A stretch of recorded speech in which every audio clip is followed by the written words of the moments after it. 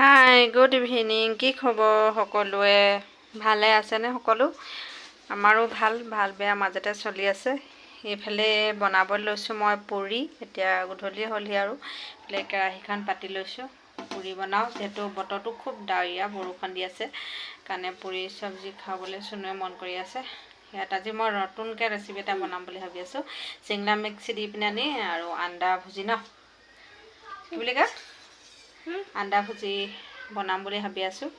ইহে পায় সেইটো বস্তু খাই বহুত ভাল লাগে। ভুজি পাওঁ নে কি বুলি কয় নাজানো। ইয়াত মহাৰাষ্ট্ৰত সেইটো ফেমাছ আৰু ভুজি পাওঁ। বনাব লৈছোঁ। গতিকে মই এইখিনি ময়দা দি পিনে ৰুচিখিনি হেৰি কৰি লৈছিলোঁ।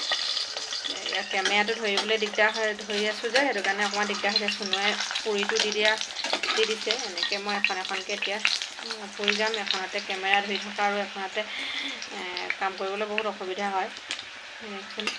এইফালে বতৰটো খুব বৰষুণ দি আছিলে, ইমানেই গৰম পৰিছিলে। বৰষুণ দিয়াৰ কাৰণে অকণমান ভাল লাগিছে। আকৌ চাগে দিব এইফালে বৰষুণ। মই ভাত পাতিয়ে দিলোঁ। ভাত চব্জি হ'লে, দাইলো হ'ল। এইফালে চুনুৰ কাৰণে এতিয়া খাবৰ কাৰণে তাক এইখিনি মই যোগাৰ কৰি লৈছোঁ।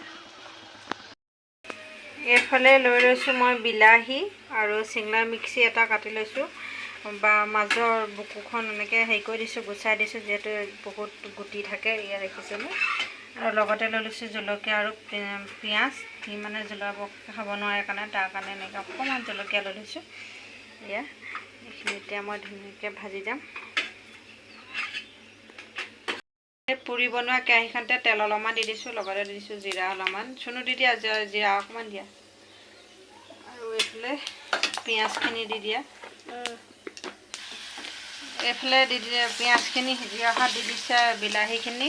ইয়াতে মই নিমখ হালধি একেলগতে দিয়ে দিলোঁ তেলতে, যিহেতু চুনুৱে লৰাই আছে ন, অকণমান দিগদাৰ হৈ আছে তাৰ কাৰণে। পিঁয়াজখিনি অকণমান, বিলাহীখিনি গলি যাবলৈ অকণমান টাইম ৰখি দিব লাগিব।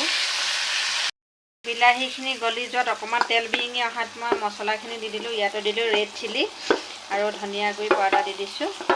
এইখিনি চব্জি মছলা অলপমান দি দিম।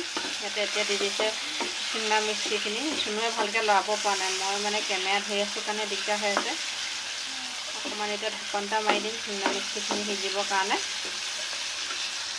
এইফালে চিংৰা মিক্সিখিনি আৰু বিলাহীখিনি সম্পূৰ্ণ সিজি অহাত মই এতিয়া দি দিম ডিমটো। চুনু ডিমটো দি দিয়াচোন।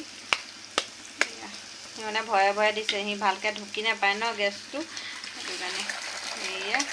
ভালদৰে এতিয়া মিক্স কৰি দিব। সি কেমেৰাটো ধৰিলে লটি ঘটি কৰি থাকে, সেইটো কাৰণে তাক মই এনেকৈ বনাবলৈ দিছোঁ।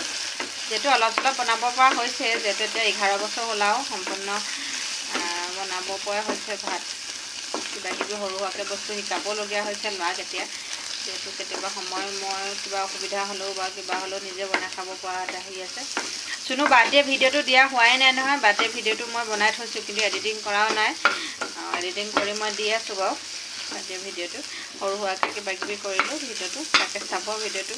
এই আমাক কি শুনো, এইটো ইহে জানে, ভুজি পাও কেনেকুৱা লাগিছে হ'ব। পিছে এইটো বৰা পাও বুলি কয়, এটা বস্তুৰ লগত খায়, কিন্তু আমাৰ ওচৰত নাই। যিহেতু আমি এতিয়া পুৰিৰ লগতে খাম।